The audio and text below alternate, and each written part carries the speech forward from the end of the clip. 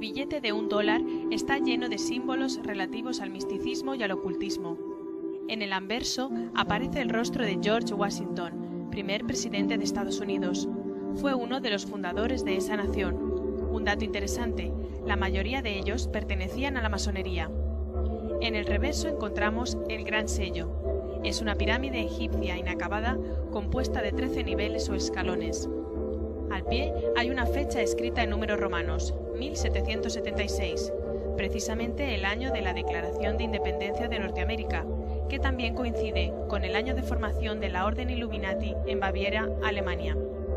Curiosamente, la Orden Illuminati se compone de 13 grados. En la cúspide y separado de la pirámide se encuentra el ojo que todo lo ve, símbolo también Illuminati. 3 misteriosas inscripciones llaman nuestra atención. En la parte inferior, Novus Ordum Seclorum, se traduce como Nuevo Orden de los Siglos o Nuevo Orden Mundial. Anicoeptis, que puede interpretarse como Nuestra empresa ha sido ayudada para el éxito.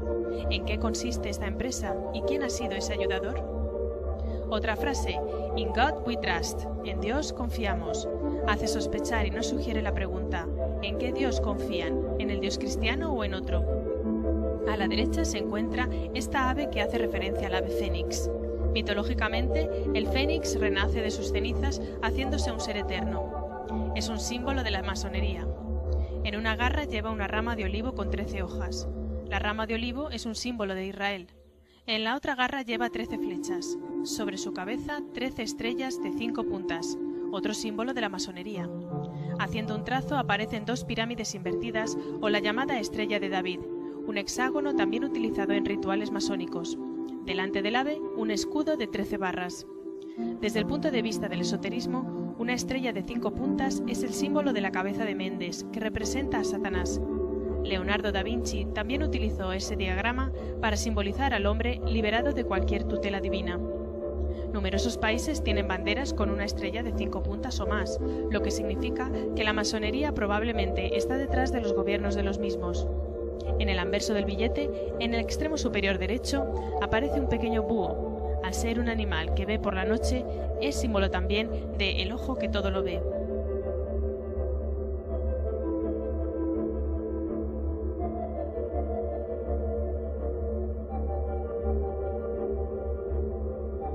Se desconoce si Pierre L'Enfant, el urbanista de la ciudad de Washington, era masón, pero muchos piensan que lo era al ver símbolos ocultos en la distribución de las calles y de los principales edificios de la capital estadounidense, una ciudad diseñada desde cero. La primera piedra del Distrito Federal la puso la logia masónica número 22 de Alejandría, a la que pertenecía George Washington, en el llamado John's Point, junto al río Potomac. El monumento a Washington es un obelisco, figura egipcia que representa al dios Sol, dios de la energía masculina, y al falo. Si en un plano de la ciudad unimos con una línea recta Dupont Circle, Logan Circle, Socot Circle, Washington Circle, Mount Vernon Square y la Casa Blanca, se forma una estrella de 5 puntas, símbolo masónico ocultista y satánico. También puede verse dibujado en el mapa de Washington DC la escuadra y el compás masones y la letra G que completaría el símbolo masón situada en el monumento de Washington. Es curiosa la semejanza entre el Parlamento de Estados Unidos y la Basílica de San Pedro en el Vaticano, ambos edificios con grandes cúpulas y un obelisco delante circunscrito en una circunferencia.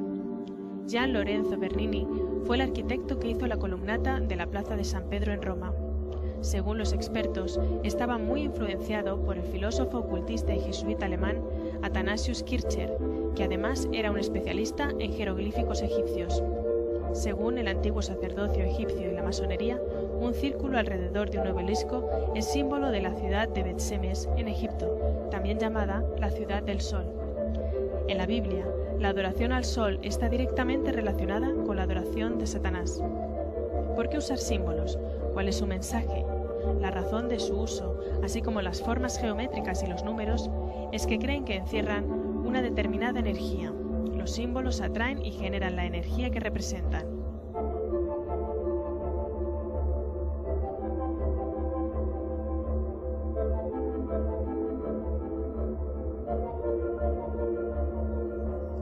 En la muerte de Juan Pablo II y la elección de Joseph Ratzinger como papa, se da cierta coincidencia matemática. Juan Pablo II muere el día 2 de abril de 2005. La suma de estas cifras da 13. Juan Pablo II fallece a las 21 horas y 37 minutos. Estas cifras también suman 13. El cardenal Joseph Ratzinger se convierte en el papa número 265, cifras que suman 13. La hora de la fumata blanca fue las 17 horas y 50 minutos, cifras que suman 13.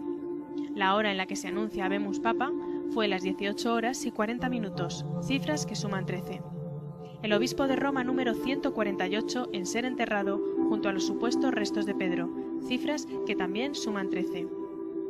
Un incidente curioso: la Virgen de Fátima se apareció a unos niños el día 13 de mayo de 1917 y se siguió apareciendo los días 13 de cada mes. La Cábala es la interpretación mística que dan de la Biblia un sector muy importante de judíos y algunos cristianos medievales. En verdad, es la ciencia oculta que fue adoptada por la masonería. Según la Cábala, el 13 significa muerte y renacimiento, cambio total, transformaciones. El 12 más 1 significa Mesías. Según el ocultismo y el satanismo, el 13 significa Lucifer o Satanás.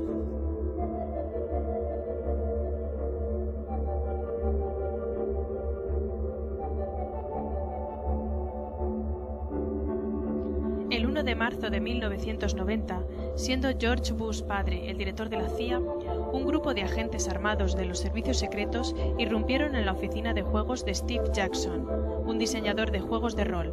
Los agentes incautaron los ordenadores y diverso material informático. La CIA no quería que el juego de cartas Illuminati, INWO, Illuminati New World Order o Nuevo Orden Mundial Illuminati salieran al mercado y que diera a conocer a la sociedad cuál era la guía de planes que tenía preparada la Sociedad Illuminati, un calendario exacto de los eventos mundiales provocados que iban a ocurrir durante los próximos años.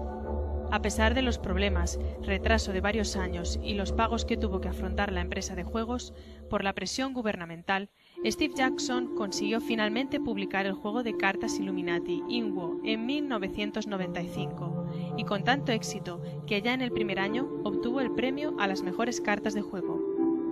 Entre las cartas más sorprendentes figura un ataque nuclear a las Torres Gemelas de Nueva York y otra carta impactante, acompañando a la anterior, el Pentágono atacado en llamas.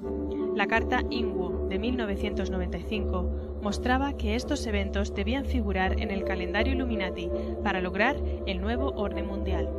Las cartas INWO continúan revelando los eventos del futuro y no tienen desperdicio. Tantos recortes restrictivos de los derechos ciudadanos desembocan en una ley marcial. La reducción de la población es uno de los objetivos Illuminati, mediante desastres provocados, guerras, epidemias, etc. Huracanes, el control militar del clima lleva la devastación climática hacia algunos países. También aparece la crisis económica mundial y, por último, la aparición de un Mesías.